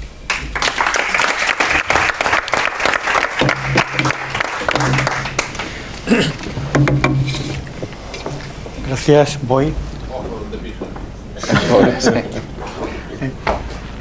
Bien, vamos a pasar al último ponente de la sesión. Él es David Cantero González. Nos va a hablar de la innovación en el ámbito sanitario en la gestión de la cronicidad. David es médico, especialista en medicina preventiva y salud pública, máster en calidad y seguridad del paciente por la Universidad Miguel Hernández y máster en planificación y gestión sanitaria por la Universidad Europea y SEDISA. Actualmente y desde hace 5 años es jefe de calidad e innovación en la Organización Sanitaria Barrualde Galdakao de Osakidecha. Cuando quieras. Gracias, Jesús. Buenos días, buenas tardes ya. Gracias por invitarme a SEDISA, a este foro, a invitarnos a la OSI Barrualde Galdakao, que es a quien represento. Lo bueno y lo malo de ser el último es que la mayoría de elementos clave ya están puestos encima de la mesa. Entonces yo voy a pasar casi mi presentación rápidamente para dejar un rato al coloquio, ¿verdad? Como bien han dicho mis compañeros de mesa, de coloquio, de esto venimos hablando desde hace mucho tiempo. Sobre esto voy a pasar muy rápidamente. Está claro que vivimos más tiempo, cada vez la sociedad está más envejecida. Prácticamente en el 2025 ahora el porcentaje de mayores de 65 años pues será mucho mayor que el que tenemos ahora. Vivir más tiempo no significa vivir mejor. En 2016 los mayores de 65 años, el 70% pues se refería a que su estado de salud es regular, malo o muy malo. Cada vez la carga de enfermedad, la morbilidad de los pacientes que vemos en los hospitales es mayor. Y además sabemos que, y también se ha comentado, que la mortalidad, las enfermedades crónicas se están cronificando aún más. Es decir, por ejemplo, en el EPOC hace 18 años, ¿verdad? En el 2000, pues en torno a la gente que tenía EPOC se empezaba a morir en torno a los 65, 70 años y ahora se está muriendo una década después, ¿verdad? Y esto pues conlleva una complejidad de la morbilidad y de la propia población que hace que el envejecimiento se convierta en cronicidad, ¿no? Y además sabemos que a medida que tenemos más enfermedades crónicas, el coste anual medio por paciente es mucho mayor. Bueno, todo esto se ha estado diciendo, así que voy a pasar rápidamente. Mi idea en la presentación era, ya que hablamos de innovación, era hacer una foto fija de cuáles son las medidas o las intervenciones que se están poniendo en marcha en el ámbito de la cronicidad, pero que en sí es más que orientado a la cronicidad. Digamos, la cronicidad ha sido el problema detonante que ha hecho a los sistemas sanitarios el plantearse hacer algo que cambie las cosas para orientar el sistema hacia una sostenibilidad, y no me refiero solo en sostenibilidad financiera, como se ha comentado, sino sostenibilidad de atención a las necesidades y problemas de una población. Teniendo en cuenta esto, pues la palanca de innovación puede ser utilizada para cambiar determinadas cosas, ¿no? Y para eso se ha puesto en marcha pues, prácticas políticas, prácticas organizativas, incluso prácticas clínicas que han tratado de orientar los esfuerzos a obtener mejores resultados en salud. Todavía, y de esto también llevamos mucho tiempo hablando, en cuanto a que tenemos que medir resultados en salud y nadie sabe muy bien de cuáles son los resultados en salud que tenemos que medir. Mejorar la eficiencia o mejorar la calidad y satisfacción de la atención, que esto coincide bastante bien con lo que ha dicho Boi en relación a ese triple objetivo, ¿no? De mejorar la salud de las poblaciones, de mejorar los sistemas sanitarios del cuidado a un mejor coste o aumentando el valor, ¿no? Me he permitido hacer obviamente es una clasificación muy arbitraria de de todas las iniciativas en innovación que se están llevando a cabo, pero bueno, se acerca o se puede acercar bastante en relación a que sea un poco didáctico para entender aquellas intervenciones que se están poniendo en marcha para abordar la cronicidad. Y básicamente yo entiendo que ha habido 3 pilares, ¿no? Una innovación en las políticas, algo se ha comentado ya extensamente en las anteriores ponencias. Innovación o nuevas formas de hacer en la forma de organizarse y gestionar, y en el empoderamiento de la población y de los pacientes, ¿no? Todo ello soportado en muchas de las ocasiones por las tecnologías de la información y la comunicación. Esto ya no es innovación, o sea, las políticas las estrategias en el abordaje de la cronicidad fueron innovación hace ya casi una década. Prácticamente no, todas las comunidades autónomas y el Sistema Nacional de Salud tienen estrategias específicas de abordaje de la cronicidad, pero la pregunta, y creo que lo ha hecho Carlos en la primera ponencia, es hasta qué punto esto se ha puesto en marcha, ¿no? Porque digamos que esta era la parte fácil de la innovación en cronicidad, que es el enfoque, ¿verdad? Pero cuánto de esto se ha puesto en marcha, ¿no? Y gran parte de estas estrategias, y no todas, cuentan con la estratificación de la población, que que como enfoque lo que plantea es identificar de esa población a la que atendemos pacientes en riesgo, con idea de ser proactivo, tener un enfoque poblacional en la atención del sistema sanitario y hacer intervenciones específicas centradas en las necesidades de colectivos o poblaciones dianas con necesidades especiales, ¿no? Y a esto se añade otro elemento que no es innovador, que es la financiación capitativa, ¿no? Pero que en un contexto de abordaje de la cronicidad pues puede tener un sentido mayor. Y ahora empiezo a poner sí peros aquí a todas las iniciativas que voy a plantear. La estratificación es una buena herramienta, pero nosotros todavía nos encontramos profesionales que nos dicen a ver qué es ese triangulito rojo que sale en la historia clínica. El triangulito rojo se refiere al nivel de estratificación al cual pertenece el paciente y con el cual deberíamos hacer algún tipo de intervención específica, ¿vale? El enfoque poblacional está bien como concepto, pero nuestra enseñanza como médicos no es de enfoque poblacional, es de enfoque individual y de atención individualizada a los pacientes, ¿sí? Y la financiación capitativa, en el caso sé que otras comunidades autónomas esto ya es anterior, en el caso de Osakidetza del Servicio Vasco de Salud es una novedad. El problema con la financiación capitativa, que en este marco puede tener sentido, el problema es que el sistema tiene una inercia y está acostumbrado a seguir realizando actividad para la facturación, ¿no? O sea, para la financiación, perdón. Con lo cual, convencer ahora a los jefes de servicio de que ya no hay que hacer más, sino que hay que hacerlo justo, es probablemente otro de los elementos que hay que seguir trabajando.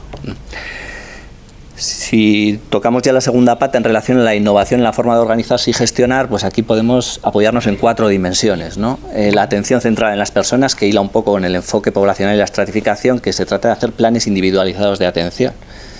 Pero a veces nos encontramos con profesionales que no saben bien específicamente qué es esto, qué es un plan individualizado de atención de un paciente con unas necesidades especiales.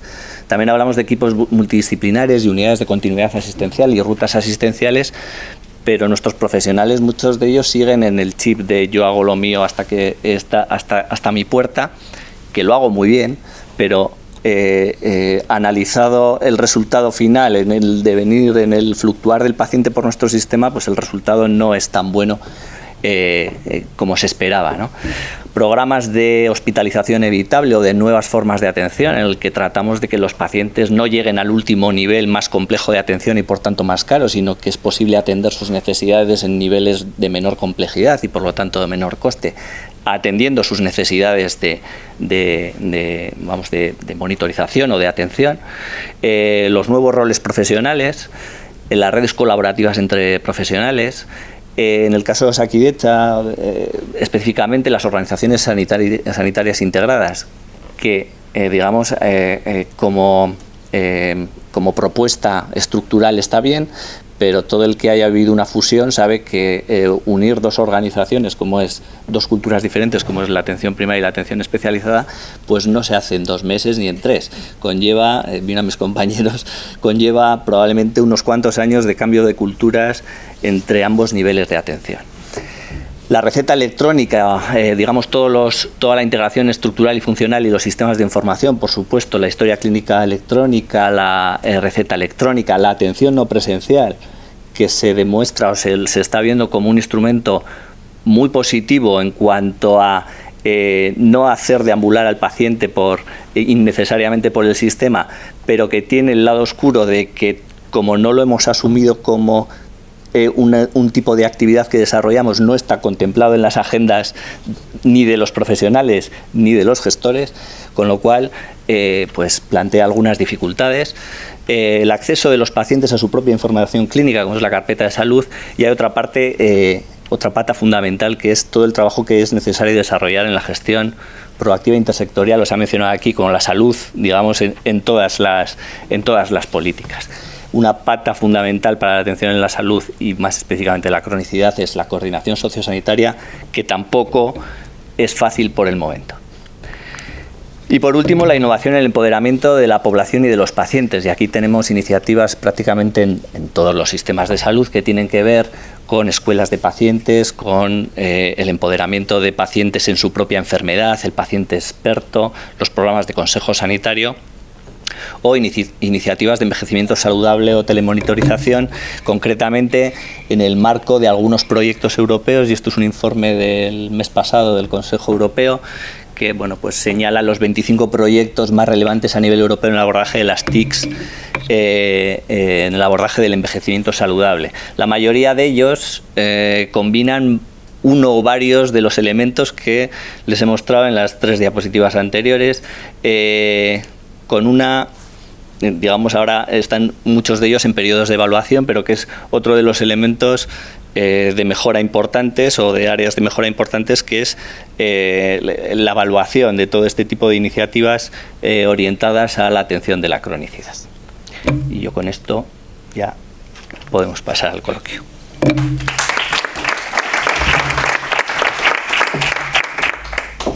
Bueno, muchas gracias, David.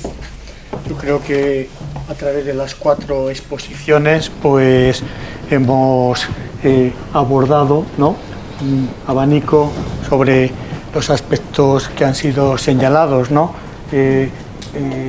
más macro, de la importancia de lo que es la planificación y la toma de decisiones estratégicas, hasta las políticas y las decisiones concretas, como nos acaba de comentar David, o en la intervención sobre las úlceras, en los que hemos visto la incidencia que sobre la dependencia tenía un problema muy concreto.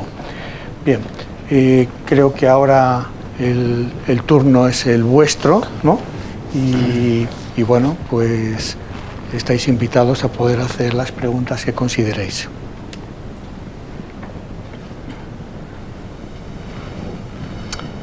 Si os presentáis, ¿no?, para así conocer el contexto en el que estamos trabajando.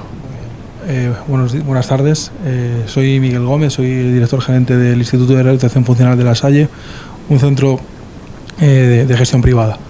Es un centro hacemos ambulatoria fundamentalmente.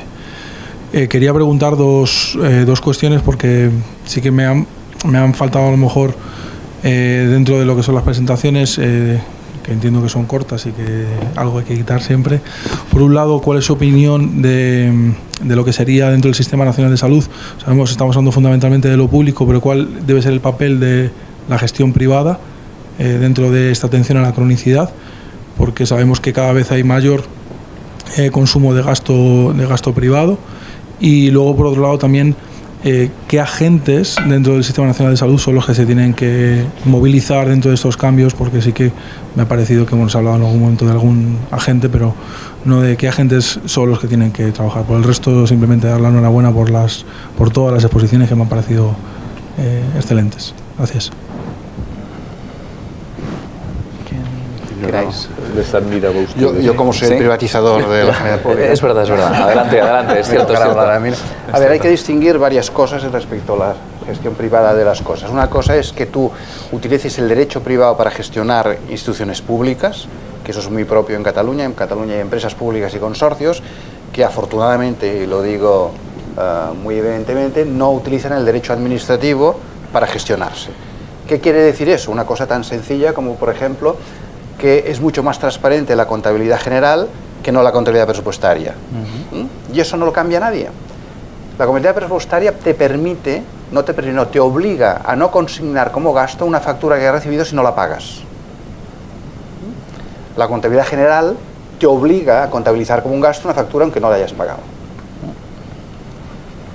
Luego hablamos de sistemas de transparencia, ¿no? Entonces te dicen, no, es que usted huye al derecho privado porque quiere hacer más opaco el sistema de salud. No. Fijaros que cada vez que cambia un gobierno, el gobierno que entra dice, no es verdad cómo has dejado las cosas, porque hay no sé cuántas facturas en el cajón. En el derecho privado, sea para una institución pública o sea para una institución privada, eso no es así, ¿eh? Por lo tanto, yo soy muy partidario de la utilización y de reformar el derecho administrativo, introduciendo elementos de derecho mercantil y derecho privado que le permitan gestionar exactamente igual que el sector privado. Eso hay gente que le llama privatización. Otra cosa es que tú pongas en manos de un tercero la prestación de un servicio público con una autonomía de gestión condicionada por un contrato que le hagas. Ese es otro elemento en el que también en Cataluña tenemos miles de ejemplos, ¿no? Comportamiento del sector privado. El sector privado se comporta exactamente igual que el sector público. Las aseguradoras son aseguradoras de siniestros y de prestaciones, no de protecciones de colectividad. Y por lo tanto, los proveedores del sector privado os comportáis exactamente igual que se comporta el sector público respecto a vuestro financiador. Y ahí sí que IDIS tendría que hacer un cierto llamamiento a que las aseguradoras confiaran cohortes de asegurados a proveedores sanitarios privados para que gestionaran su atención, no solamente para gestionar a menor coste posible el coste de una prestación en relación a un siniestro. Yo creo que ahí tenéis mucho que avanzar. Además tenéis un ejemplo que es solo mirar lo que hace el público para saber lo que no hay que hacer. Y por lo tanto, a partir de aquí, lo que no puede ser es que vayáis más allá incluso de lo que en el sector público estamos diciendo que no hay que hacer, ¿no? Pero ese es un pegado porque también el sistema de financiación privada juega a hacer menos y el operador juega a hacer más. Cuanto más haga, más facturo, y y por lo tanto establece sistemas de control, que eso ya existía en el sector público y no ha renunciado el privado a eso. Recordar los volantes antes. Ahora ya no hacen falta volantes. En el sector privado sí, tienes que pasar por la seguridad pertinente para que te haga el volante, para que puedas ir a no sé qué. En la cronicidad tiene un problema, porque el mercado privado de aseguramiento, su oferta diferencial del sector público está en la capacidad de escoger y en la de esperar menos. El sector público no tiene esa posibilidad, excepto la Comunidad de Madrid, de poder escoger. Y por lo tanto, determinados momentos de la vida, tú te aseguras. Población joven, edad fértil, porque quiere escoger tocogine y quiere escoger pediatra para la criatura. Pero llega un momento que el paciente crónico también va a querer poder escoger. Pero claro, si el retorno que tiene sigue siendo un retorno de siniestro y no de protección, ese mercado por ahí no va a crecer. Yo sí, si Jesús me permite, continuando con lo que acertadamente decía Boy, yo creo que el sector privado tenéis indudablemente una labor fundamental en la gestión de la cronicidad, porque además siempre se ha tendido a un modelo de corresponsabilidad y de colaboración público-privada exitosa, especialmente en el tema del concierto de camas de media y larga estancia, que ha aportado muchísimo al sistema. Yo creo que efectivamente tiene que asumir un liderazgo sin apriorismos ni evidentemente componendas más ideológicas que científico-técnicas o prácticas y que se dan evidentemente con respecto a los conciertos o a la gestión totalmente privada en las distintas comunidades autónomas. Y creo que preguntabas con acierto quiénes son realmente los agentes que van a poder cambiar el sistema y que están generando. Yo creo que fundamentalmente, evidentemente, me tengo que remitir a los profesionales que en estos momentos se están formando y que van a construir las páginas de la gestión de la cronicidad del futuro. Evidentemente estoy hablando de los enfermeros especialistas, del desarrollo de la enfermería en su delegación de competencias, en la gestión de casos, en aportar lo que desde los planes de continuidad de cuidados del crónico se está haciendo y también desde los médicos. Me permito citar además un hecho que yo calificaría de insólito que ha sucedido hoy mismo en la elección de plazas MIR. Yo tengo, entre las grandes fortunas que uno tiene, es contar como mano derecha, como director médico, al presidente de la SEMI, de la Sociedad Española de Medicina Interna. Pues bien, hoy por primera vez, de los 12 primeros números del MIR, 4 han elegido medicina interna, comenzando por el número 1 y el número 3. Creo que todos los médicos que hicimos el MIR hace algunos años, no demasiados en algún caso, pero sí algunos, pertenecemos a generaciones en las cuales las especialidades quirúrgicas, la dermatología, la cardio, la pediatría, anestesiología, se llevaban la palma. Eran las especialidades claramente más en boga. Sobre todo las microcirugías, las cirugías torácicas, vasculares, oftalmología, otorrino, las médico-quirúrgicas, porque posibilitaban una mejor salida profesional y porque realmente el sistema sanitario estaba en esto. Si realmente los estudiantes de medicina están optando por la especialidad que de forma más llamativa gestiona la cronicidad, es porque ellos mismos están viendo hacia dónde va el sistema y las necesidades laborales del futuro. Aunque lamentablemente, si me permites, es la antítesis de lo que ha pasado en la elección de plazas de enfermeros internos y residentes, que se agotó en el primer momento obstétrico matronas y quedaban de las 22 o 23 convocadas de enfermería geriátrica 19, y no sé si se habrán cubierto o las dejarán desiertas. Algo está pasando, y además estamos hablando de una disciplina donde el cuidado y los cuidadores parece que se forman. Está bien, es una anécdota que no habría que analizarlo, algo no estamos haciendo del todo bien. Bueno, muchas gracias. En relación a lo que has comentado, Carlos, ¿no?, de los nuevos roles profesionales, ¿no?, en Osakidetza, ¿no?, sería una pregunta para David, ¿no? Sí que ha habido experiencias concretas que fueron primero experiencias piloto y que luego yo creo que se han extendido, ¿no?, a toda la red asistencial, en la que se han desarrollado estos nuevos roles. No sé si nos puedes hablar algo de ello. Efectivamente está desplegado en todos. Aquí de hecho todas las organizaciones tenemos estas figuras de enfermeras.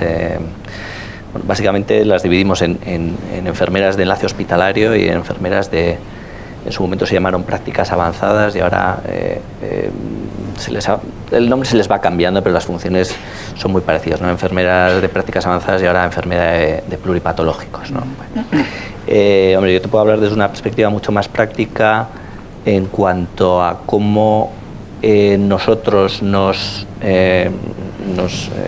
aprovechamos de estas figuras profesionales para poner y para mantener en marcha programas como el que he mencionado, de programas de hospitalización evitable, ¿no? Son figuras de alta capacitación con una importante labor de comunicación interniveles y de cuidados avanzados, ¿no? Y yo creo que está siendo una experiencia positiva, ¿eh? Muchas gracias. ¿Más preguntas?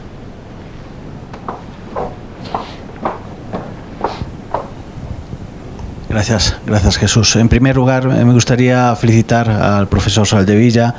Le había escuchado hace 15 años, tenemos 15 años los dos, un poco más, y veo que la intensidad y el hablar de úlceras por presión está mucho más enriquecido como el vino después de esos 15 años, y con tanta evidencia, y felicitarle. Hablando un poco del tema de la cronicidad, sí que me gustaría preguntarle al doctor Boy, este pastel de la cronicidad en el que todos tienen intereses, y voy a analizar un poco la realidad y dejarle sobre todo que a las 2 de la tarde nos pueda aportar algo más con respecto a la realidad. Veo intereses de sociedades científicas, que un dermatólogo, que una enfermera dermatológica tienen sus propios intereses. Veo también que existe un interés de cada sistema nacional de salud, porque, como bien decía en alguno de sus libros, no tenemos un único sistema nacional de salud, cada uno está haciendo una política sanitaria en función de los intereses de cada autonomía. Veo también algunos intereses nominales en que esto de la cronicidad repercuta en beneficio propio. Mi pregunta y mi reflexión es: ¿qué parte o ¿qué posible solución puede haber de cara al futuro para que un organismo centralizado, alguna persona, algún ente, pueda buscar unos mínimos? ¿Cuál cree usted que serían esos mínimos? Y que si en un futuro ve una primera imagen de un telediario, en vez de hablar de pensiones, hablar de que realmente la cronicidad va a suponer un coste importante y no solo un problema para los gestores, que estamos todos los días trabajando en el hospital, sino que sea un problema de país, o un problema que realmente llegue al ciudadano. Bueno, esto es para un tratado. Pero vamos a intentar... A ver, tenemos un problema troncal, que creo que el doctor Moore lo ha planteado en algún momento. Nosotros enseñamos una medicina que no es la que esperan los ciudadanos o necesitan los ciudadanos que le ofrezcamos. Estamos viendo lo que estamos viendo y en las facultades seguimos enseñando lo mismo. Y no solo enseñamos lo mismo, sino que lo enseñamos con el mismo orden. Primero enseñamos órgano, función y avería, que le llamamos patología. Y si la patología de un órgano y una función se trata con cuchillos, una especialidad quirúrgica, y se trata con pastillas, una especialidad médica.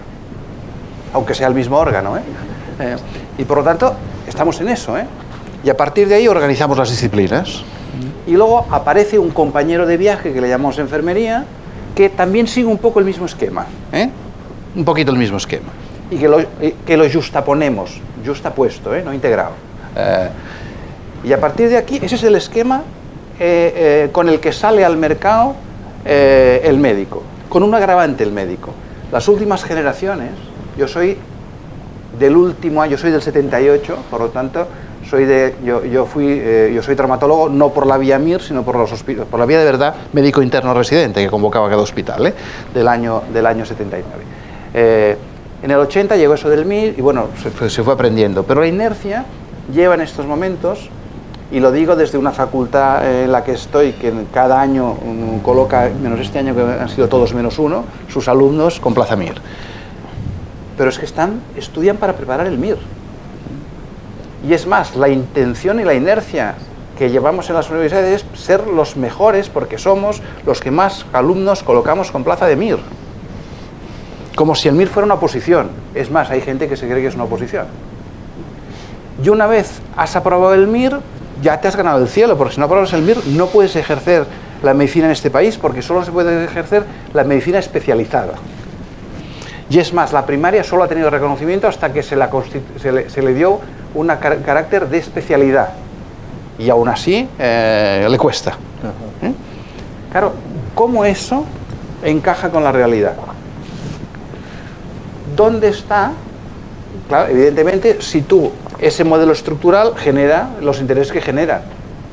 Mientras ese modelo estructural no haya nadie que plantee una reforma del modelo estructural en la formación, las consecuencias de eso no las modificarás.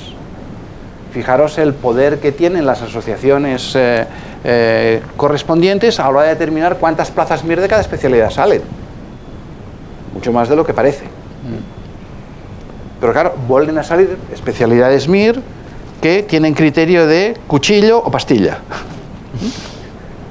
Y claro, cuando llegan a la realidad, entonces, bueno, ahora vamos a ponernos todos en orden, porque claro, es que resulta que yo soy el del cuchillo que trasplanta un riñón, pero necesito al nefrólogo. Oye, ¿y eso por qué no lo hicimos juntos? ¿Por qué? Porque en el aula, y eso creo que lo decía hace unos años en una jornada que organizó Jesús en Alcobendas. Sí. ¿Por qué los primeros años de formación en ciencia de salud no van juntos al aula médicos, enfermeras y farmacéuticos? ¿Es que es diferente la anatomía? Sí, es cierto. ¿Es que es diferente la fisiología? ¿Es que es diferente la patología? Pues no, cada uno a su aula.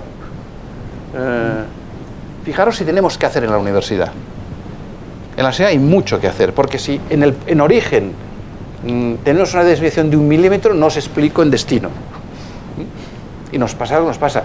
El esfuerzo tremendo que supone el tener que poner en orden todo eso. Entonces nos inventamos con gran capacidad por ejemplo, las unidades de patología mamaria, que fueron los primeros equipos multidisciplinares que se inventaron en este país. Para decir, hombre, el cáncer de mama, ¿de quién es el cáncer de mama? Del anatomopatólogo no, porque este va al frío. ¿Del ginecólogo? ¿Del cirujano general? ¿O es de los tres? Y decidimos que era de los tres. Y eso no hay nadie que lo cuestione. Pues ¿por qué no lo enseñamos juntos? Seguimos enseñándolo por separado. Entonces tenemos que hacer ese esfuerzo al final. Por cierto, claro, entonces llega un momento en que, como la administración es como es, ¿quién es el jefe de esto? ¿Y qué categoría tiene que tener? Porque claro, sabéis que la jerarquización en la administración y en los centros sanitarios es napoleónica.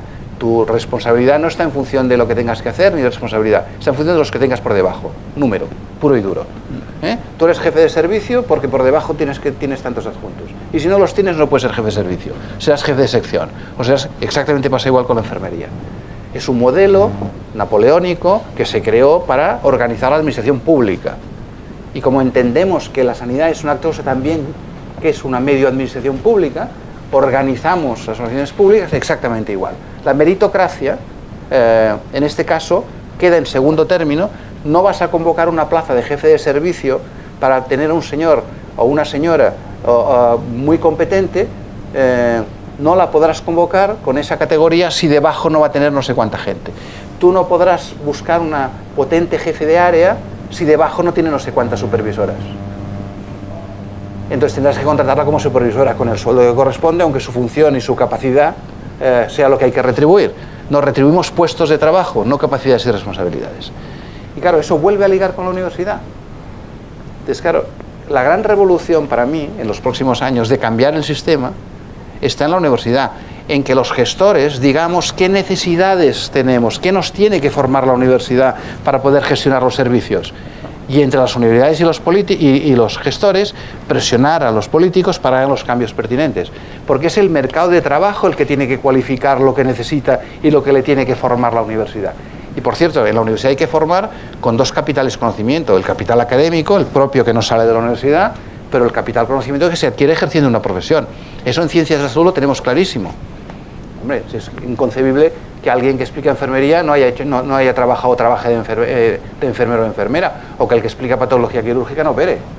En otros sectores no, Hay arquitectos que explican arquitectura y no han construido una casa. Yo siempre pongo un ejemplo muy sencillo de entender. El que construyó el puente de San Francisco nunca sería catedrático, porque no lo publicó. Pero ahora el que encargó el puente de San Francisco nunca se lo encargaría a un catedrático. Por lo tanto tenemos un problema. Yo creo que esa es la gran revolución. Decía, Marchoya decía, ¿dónde están los elementos de cambio? En origen, es evidente que podemos ir a arreglos en destino, pero los hacemos en origen, pero pidiéndolos desde destino. Y yo creo que aquí SEDISA y ANDE, una línea estratégica importante a desarrollar es cuáles son las necesidades de las organizaciones sanitarias en ámbitos competenciales que la universidad tiene que dotar. No que cuando te das cuenta que lo necesitas tengas que inventarte posgrados, más posgrados, cursos de no sé qué, para dotar de eso en un mal momento, porque ya tienes que estar reformando una cosa que en origen no viene ajustada. No sé si ha sido suficiente. El tratado. No, magnífico. ¿Alguna pregunta más? Bien, si no, yo tengo una última pregunta para Javier Soldevilla, ¿no? Has planteado a la hora de hablar del problema de las úlceras, ¿no? Pues que había unas obligaciones que entiendo que los profesionales y los directivos, puesto que estamos el nombre de la mesa lleva como primera palabra la gestión, ¿no? Deberían asumir, ¿no? El problema que yo te planteo es ¿cómo entiendes o qué entiendes que los directivos, ¿no? Y los profesionales deberían hacer frente a estas obligaciones, ¿no? Puesto que queda mucho por hacer, ¿no? Desde tu experiencia, que es mucha, ¿no? Este gap, ¿no? Esta diferencia entre lo que sabemos, ¿no? Y que hay que hacer y sabemos cómo hacerlo, y lo que no se hace, que es mucho, ¿no? ¿Qué crees qué estrategias deberían hacerse. Seguro que está escrito y seguro que está publicado, ¿no? Pero, sí, no lo creo. Pero ¿cuál es el problema? No lo creo. Hay una diapositiva única que resumía lo que obliga, y a los gestores como responsables de una organización les obliga a conocerlo. Parto de lo que vienes diciendo, ya sabéis, todavía tiene más delito que sabiendo realmente las repercusiones de esos efectos adversos seáis también cómplices en su invisibilidad. Lo digo así, sin acritud, pero a partir de ahí yo creo que tenemos una doble vertiente. A los profesionales llamarles la atención en cuanto a que, bueno, si hay vacíos realmente los llenemos. No sé si lo tenemos que hacer desde el grado, yo no lo he conseguido en 30 años, me quedan algunos pocos, lo voy a seguir intentando. Luego hay una forma capitalina que nos acordemos. Yo hablo de protocolos, es muy manido y, a ver, los protocolos es que es una obligación, y estoy pensando ahora en estricto sentido legal, es una obligación para la organización y simplemente y solamente reaccionamos cuando alguien nos tira de la oreja. Ha habido cambios sustanciales en otros países porque este no es un problema baladí, sino que nadie baja la guardia porque acaba en el juzgado y acaba con su residencia cerrada o con su tipo... Y aquí no pasa de un soberano tironcillo de orejas. Entonces yo creo que esa responsabilidad, bajo amenaza de los profesionales, de la organización que tiene que implementarlo sin tibiezas, y luego de la inversión. Y hay una cosa que se va a quedar en el tintero y que me gustaría sacar también. Boy decía, es que no invertimos, este país, el sistema no está pensado para invertir ni un solo duro en prevención, porque no lo podemos justificar. ¿Qué decirles cuando yo en la atención primaria, ahora donde estoy de base, si tengo que proponer una batería de medidas para una cosa tan cercana como prevenir las úlceras por presión, le tengo que decir, mire, este sistema es universal y gratuito, pero para esto no. Y si tiene que comprar un ácido graso hiperoxigenado, tiene que pasar usted por la farmacia y tiene que pagarlo. Y una superficie especial, un colchón que haga ruido y que baile, tiene que pasar. Algo no estamos haciendo bien. Y ahora cumplimos 40 años de Alma-Ata, me parece, por septiembre o así, sí, donde decían, tenemos que promocionar. Eso es una falacia, no sé si algo no hemos hecho bien. Yo creo que, bueno, se han dado pasitos, pero todavía que no salga esto solamente en un foro que he tenido la oportunidad de sacarlo, sino que emerja, ya sé que no es lo prioritario de un sistema sanitario ni de un hospital, pero parón. Y un efecto adverso que aquí tenemos también esa costumbre bien pensada de que solo sea una llamada de atención. Un efecto adverso que tengas que comunicarlo y que no hay ninguna acción punitiva. Pues me estoy preguntando si a lo mejor no nos venía mal el que nos lo recordaran. No sé, si no entendemos otro lenguaje habría que... Muchas gracias. Yo fíjate, en línea de lo que tú decías, yo tenía un pequeño vicio cuando era un consejero raro, y cada mes hacía una guardia de médico en el SEM. De 6 de la tarde del viernes a 6 de la mañana del sábado. Y claro, el 60-70% de las cosas que hacías por la noche eran residencias. Entonces decías, bueno, no acabas de entenderlo, la residencia tiene un médico, normativamente hablando, tiene una enfermera, pero bueno, decías, bueno, historia clínica. No. Salía la cuidadora de turno con una plancheta de medicación, te veías y te encontrabas agudizaciones de procesos crónicos y, evidentemente, algunos que otros decúbitos, ¿no? Entonces, bueno, analizando eso con mi equipo, tomamos una decisión.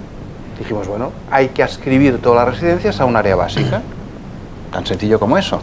Porque las personas que viven en colectividad no tienen el mismo derecho que aquellos que viven individualmente, ¿no? Que vivan en colectividad no les tiene por qué privar de tener el mismo sistema de atención domiciliaria, etcétera, etcétera, que tienes cuando vives individualmente.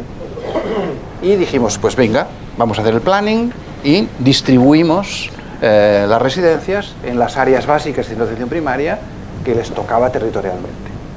Gran problema, porque cuando fuimos a aumentar el presupuesto de recursos necesarios, como la gran mayoría de la gente de la residencia sigue empadronada en su lugar de domicilio y no en la residencia, administrativamente yo no podía justificar que aquella área básica tenía más tarjetas sanitarias y le podía tomar las. Con lo que, si nadie era capaz de legislar la relación que decía antes perniciosa entre tarjetas y población, y eso es de ámbito de legislación estatal, no podíamos legislar allí, muertos. O sea, por eso digo que hay muchos de los problemas, y claro, ¿qué ocurriría si eso fuera así? Seguramente seguiría abriendo algún que otro decúbito, pero habría muchos menos, Estamos hablando de eso, de que que soluciones abajo, que son simples de tomar, tienen un recorrido ascendente en el que algún sitio aparece una barrera. Y en el caso es así. Claro, ¿cuántos epochs veíamos por las noches descompensados? ¿Cómo no era posible? ¿Tan difícil era regular que hubiera una pequeña consulta, que tú sabes como médico de atención primaria que aquel colectivo es tuyo y tú vas un día, dos, como si fuera un consultorio local, entre comillas, a aquella residencia, visitas, por cierto, editas en la historia clínica a la que tienes acceso desde la residencia? ¿Por qué no? ¿Por qué no puedes hacer la receta electrónica desde la residencia? Pues simplemente porque teníamos que romper la norma, seguridad social, insisto, aún, que asigna los recursos en atención primaria en función del indicador principal, que son las tarjetas, y algunas variables de edad y distribución geográfica. Para que veáis que lo que decía tiene consecuencia absoluta en la micro.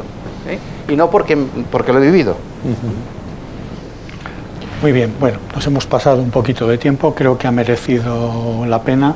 Gracias a los cuatro por vuestras magníficas intervenciones y por el debate y por la valentía de haber planteado sobre la mesa cuestiones que sin duda nos han invitado a la reflexión y que nos empujan a la acción, ¿no? Que yo creo que eso es importante, ¿no? Solamente resaltaría pues como 3 o 4 ideas fuerza de lo que se ha planteado, ¿no? La necesidad de que la política, ¿no?, es la que debe señalar el camino a seguir desde lo macro, ¿no? La importancia de que verdaderamente pueda existir un pacto, siendo consciente de la dificultad que esto conlleva, la necesidad de que los planificadores consideren este abordaje de la cronicidad, ¿no?, en los aspectos en los que se han considerado, ¿no?, para que esto cale en toda la organización. Hay un tema que ha salido en las 4 ponencias y que creo que debe reseñarse, que es la importancia de la prevención, ¿no?, y los hábitos saludables. Incluso, bueno, pues Carlos llegó a plantear el cambio de los presupuestos para que haya una dotación importante, ¿no?, en la educación temprana, pero al final es algo en lo que todos habéis coincidido, ¿no?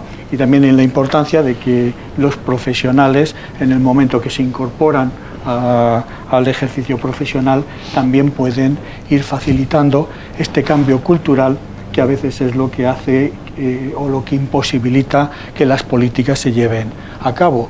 Se ha puesto de manifiesto cómo existen estrategias en todas las comunidades autónomas y estrategias perfectamente documentadas, con la evidencia, tal y como habéis manifestado, pero luego se ve cómo estas estrategias no se han llevado a cabo o a la realidad en una parte importante de las mismas, ¿no? Entonces yo creo que aquí es donde entronca directamente lo que era el espíritu de esta mesa, ¿no?